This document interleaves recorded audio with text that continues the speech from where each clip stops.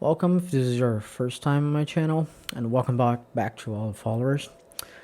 Me and Nikinja hope you're having a good day and an amazing week. If not, we hope things will eventually work out. Today I would like to talk about another romantic comedy. Well, sort of.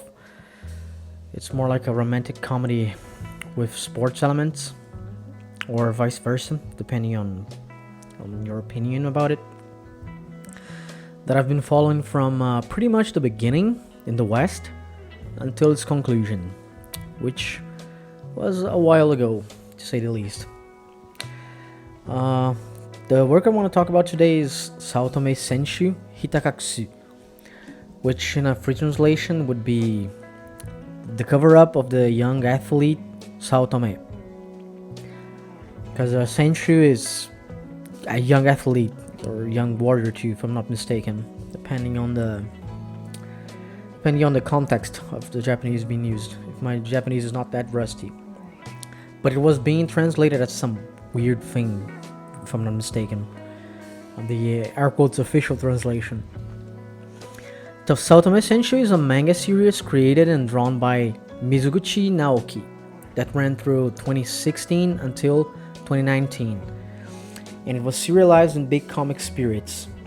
It has a total of 10 volumes, which I'm gonna try showing some covers. It's really hard to find all of the covers like in high def. Around 124 chapters, and each chapter averages from 15 to 20 pages, if I'm not mistaken, if my math is correct. It's basically Mizuguchi's only work that I know of that hit the mainstream, being ranked around 2.9 to 3,000 in my anime list, which is a lot, given that his other works actually ranked below 29,000 other works. So yeah, I'd say this one is pretty much a hit. The plot is extremely simple. It basically consists of a teenager boxer, school idol, which is Saotome Yae, and then her male counterpart lead, let's say, which she has a crush on, which is Satoru Tsukishima, which is also in the boxing team, in the school's boxing team. And literally, right off the bat, not even spoiling, she confessed to him in the very first volume of the series. So that's why it's cover up, because due to her being pretty much the school idol, and just being too famous, and being also an ace, of course, why not, right? She has to Satoru decides that they can't date, so he just straight up, let's say, refuses her, shoots her down. That's pretty much the first chapter. But later on, in literally the same chapter, reminding you this is chapter 1, so I'm not spoiling anything, the trainer, she notices there has been a huge she's being, how can I say, she has been affected by the fact that he denied her, right? He rejected her, and starts crying after a match. And then so later on, obviously, they both tell the coach what's going on, which to the both of their surprises, the coach goes like, well, why don't you both start going out, but try laying low, just don't just do everything out there. So that's why it's a cover up. And well, long story short, it's about girls and boys being interested in each other, and a lot of how can I say, sports elements. And the author also tries dabbling with the whole shonen kind of aspect, the whole hero thing, like the hero circle, like developing a character, developing his skills, matching against a very strong opponent, and then going in that loop, trying to win, training, etc. because the series has a lot of that. Like it has some parts, especially on Satoru's side. He, because he's really small and weak, as the images show, and well, of course, to a contact sport, uh, like you either, in my opinion, I'm no boxing expert, obviously, but I'm just an competition enthusiast, I guess you could call, and that is usually balanced with like sheer aggression from a really good athlete, a really good like player, like for example, a really good MMA fighter or a good Taekwondo fighter. You also have, like for example, the really good Muay Thai fighters from the Philippines, if I'm not mistaken, Thailand, and they're usually really scrawny people, like really weak looking. They're very thin, very slim, but they hit really hard, and just their aggression usually allows them to overpower their opponent. But it's not that doesn't come into like the manga. I'm just digressing here, but yeah. So, and Saotome, she's complete opposite.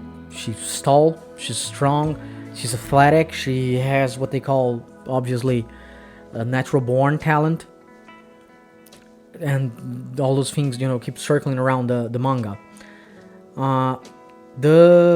What moves the story forward, to me at least, which is one of the strong points in the series, is how they develop both their relationship and their passion for the sports, not only themselves but also the sport, because they present what I would say real life worries and emotions. For the most part, they worry about winning, losing, the opponents, if their partner is on is having a good state of mind, if they have presence of mind, like that composure before a match and all that, because a lot of stuff happens, especially to Satoru. So I think that's amazing how the work actually goes on.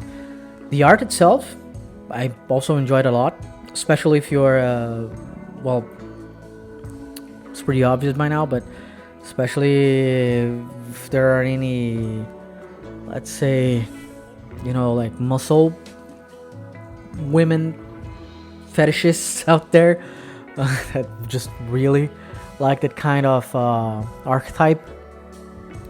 Personally, it's not like a thing that I'm not saying I don't like it. I'm just like, it's not like, it's a huge deal for me. I love the characters. I love their design. I love the way they're portrayed. But yeah, I'm just saying that's a plus if you're into that, obviously. And also the fighting scenes are really good. I think they could be better, of course, like in works that I mentioned before, like from the author of Sunken Rock, because that's just amazing.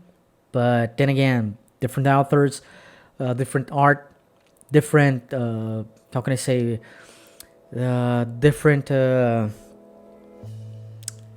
could I call it, like achievements, goals, I guess, priorities, different priorities. So all in all, I think it's a really good series to pick up. I don't think it would turn out to be like it will eventually turn out to be an anime. I don't think they will animate it. Sorry, because Rokudo became an anime recently, and if I'm not mistaken, it has been released earlier.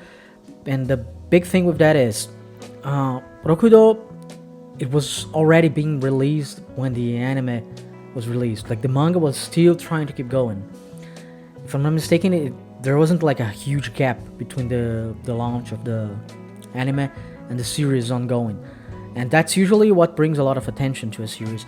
Whether you like it or not, it's when you click on a website, when you check, your fansub websites, if the work is being distributed in your country, it's when you check, the list, like what's being sold, the top sellers, and that's how you usually attract attention to the public, of course. So due to it being away from the spotlight for pretty much 4 or 5 years by now, I guess. Because if I'm not mistaken, it was by the end of 2018, I think. That I said 20. I think it's even more than that. I forget by now. It's 2016. Yeah, it's over 5 years, like being away from the spotlight. So I don't think that it will. The studios will consider picking it up and trying to animate it. I don't think that would be profitable in their eyes. But yeah, I still think it's a really good series that people should try getting their hands on.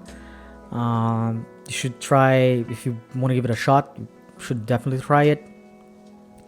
And I will probably try to recommend something else for next time, because it's just that I like reading romantic comedies a lot. I think that shonen manga has been lacking so much for the past few years with the same stereotypes and all that I'm trying to shy away from the genre a bit. So yeah, that's pretty much it for this video. I hope you all enjoyed and have a good one.